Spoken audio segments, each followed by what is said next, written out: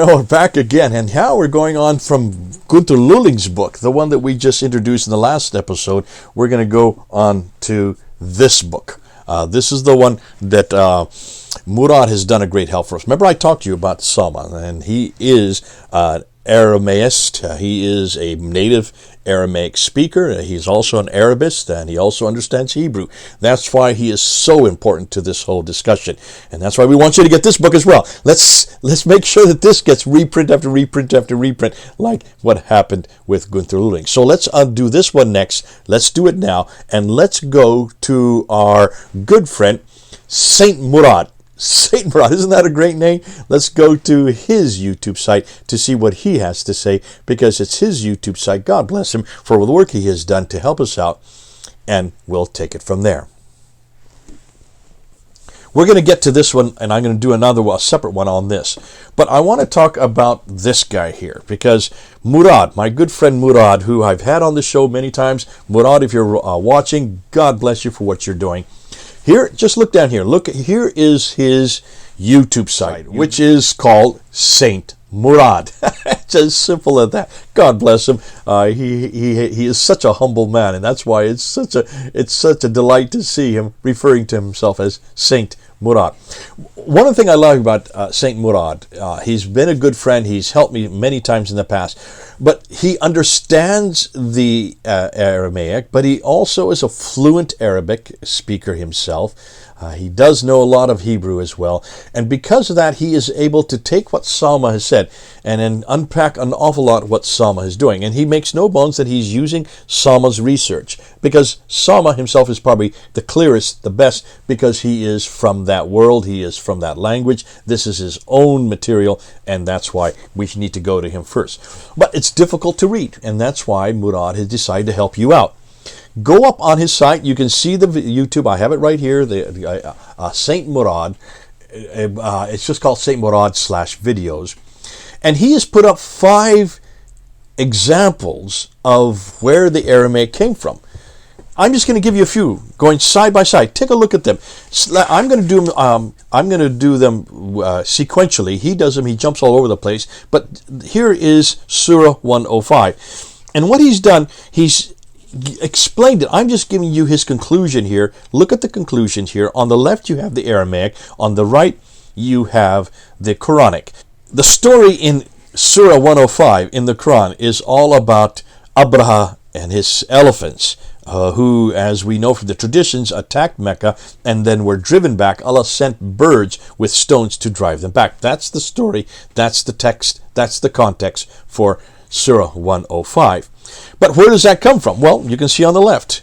There's the original Aramaic, and you can see that the surah has nothing to do with Abraha, has nothing to do with this fabled Qurayshi tribe. It is much more simple than that. It's a historical context, as he said, that's going to be explained later. But there is no Mecca here, there is no Abraha in this, there are no birds, and there are no stones in the original Aramaic text. So you can see in chapter 105, they've taken the Aramaic and they've refashioned it. The Abbasids have refashioned it for their own narrative. Now, some of you are going to say, hold on a minute, they are going to look different because they probably are completely different stories taken from different contexts. What he has done, though, and this is why Sawma is so good, both the Arabic and the Aramaic have the same consonantal structures.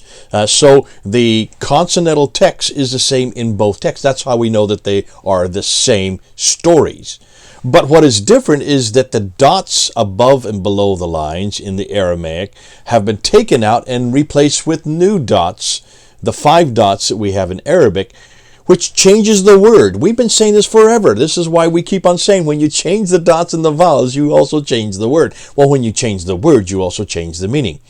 So what Sawma has done is shown where the original Aramaic consonantal text, that's the same as the Arabic consonantal text that comes later in the Quran, exact same consonantal text, but has different dots, which then change the words and change the meaning, as you will see in every one of these examples. Okay? Let's look at Surah 106. In Surah 106, this is all about the Quraysh. The problem is, it's not about the Quraysh. It's actually about the cattle herders. So you can see the original Aramaic text has it as cattle herders, and of course the Qur'anic text by the Abbasids has changed it to the Quraysh, the tribe from which Muhammad supposedly came from. And it is not a winter and summer journey.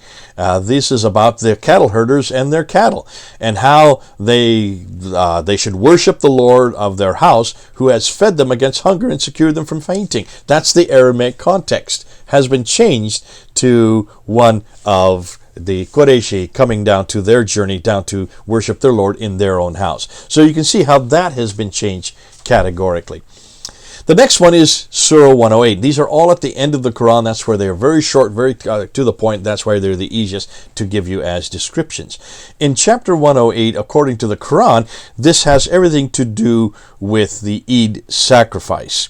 When you look at the Aramaic text, that where this has been derived from, there has nothing at all to do with Eid, or nothing to do with animal sacrifice. Remember, the Eid sacrifice is for goats, according to Islam, and that's why they point to chapter 108 as where that is derived.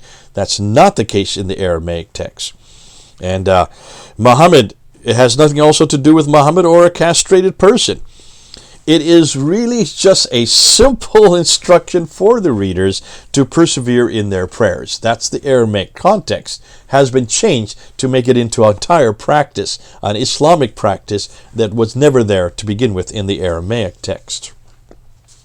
In Surah 111, you can see here, this is really, according to Islam, according to what the Quran says, this is cursing Muhammad's evil uncle, who's named Abu Lahab, and that it's cursing him because of his finances, his money that he's trying to keep for himself. When you look at the earlier Aramaic reference that this is derived from, this has nothing to do with anybody named Abu Lahab. His name's not even in the text. He's known as the father of flames, and that he is being cast into hell with his wife.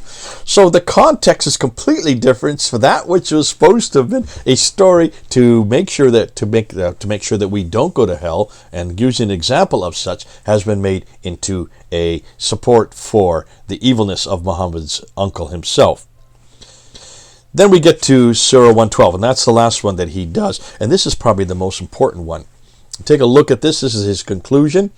According to every Muslim I know, Surah 112 is the germinal, the foundational text on the belief in one God. That he is one, that he is Samad, the oneness. He neither begets nor is begotten. He does not have one equivalent to him. Now that comes straight out of the Aramaic text, which does reveal that God is one, but it's one in unity. It's actually a very triune context. The triune God, then he neither begets nor begot, but he is God in unity, nor does anybody have anything equivalent to him, is what the Aramaic text is all about. So they've taken this God is one in unity out, this triune overlay in the Aramaic text, which is the Trinity itself, and we made it into a monotheistic statement. Here is a theological difference. Here is an enormous doctrinal difference that is at the very foundations of Islam and the very foundations of the Quran itself. These are just 5 examples. I encourage you to go to Murad's YouTube site. He'll be putting up others from here on out. You've asked where these are examples, and we've given you examples, both not only in this book, but also in Sawma's book that have been put up, thank goodness, by Murad, who does a much more in-depth unpacking of each one of those verses. Go to Murad's site, listen to him. He is an expert in this area. He does it very clearly. He is very good at explaining. I've had him on the show a number of times, and I love the way that he's very calm, very collected, and quite erudite. Please understand that we will be giving you other examples.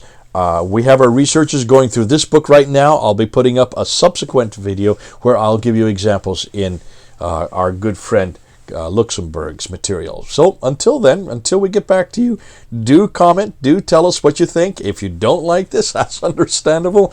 But please come back, and if any of you do speak Aramaic, see if we've got it right, or see if they've got it right. We're not the ones doing the material.